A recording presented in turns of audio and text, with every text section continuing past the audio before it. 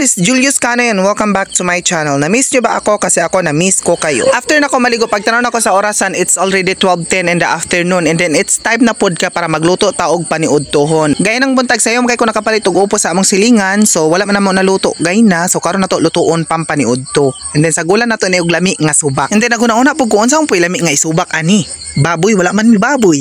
Manok wala pud mi manok. Isda wala pud mi isda. Kanding wala pud mi kanding. Kunya nagpapalit man ko sa akong manghod og kuan kanang mantika, bombay ug ahos. Niingon na lang pud ko nyang apilan na lang pud ko nyag 1 ka kilo nga karning baka kay karning bakang atong isubak anino. While wala pa siya naabot no, ato na siyang gipanitan ug atong gi-slice into cubes. Tama po no, pag human natog i-slice og panit sa ato ang upo, naabot na pud atong manghod unya iya pong girip ang fresh nga karning bakang iyang gipalit dito sa tindahan. Nya mo to pag human natog panit ato ading gi-check ang iyahang karning bakang atong gipalit kung fresh bagyod. Fresh gyud siya no, kay naa gyud siya sa lata. So mao ni kanon atong isubak sa ato ang upo, karning baka nga naa sa lata, Argentina biplop ni siya. So mao to pag human ato ading gituyok-tuyok ug atong giabrihan ang lata kay para ato ani siyang sliceon og cubes gyapon kay para atong prituhon daan before nato isubak sa ato ang upo kay para dili siya malata. Kay kung dili man gud mo siya prituhon before nimo isubak, lain kayo malata siya inig okay nimo. Mao to mas better gyud siya nga before nimo siya isubak imo gyud siyang prituhon kay para mo stick siya or kanang murag gyud siya mabuo ba before nimo ibutang dito sa imuhang upo para naa gyud makita no nga naa gyud subak ang ato ang upo no. Mura na kuyawan pug ko dilata gibutang sa freezer sa ref. Pero sige lang, ang importante na atay subak sa atong upo karon mao ang karning baka nga dilata.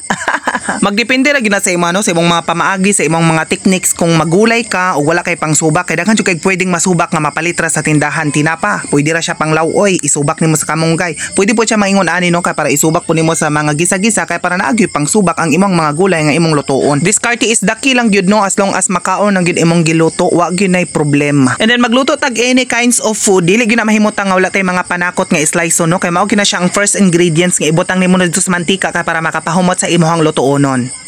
Mao to gibutang na nato ang tag 5 nga mantika sa init nga karahay nya giprito day nato ang karning baka nga naa sa lata. So imo lang no siyang prituhon no until mag-golden brown kay dili gyud na siya pwede nga imong isubak nga magputi lang gyud ang agi no kay possible siya mabungkag siya inig ukay-ukay.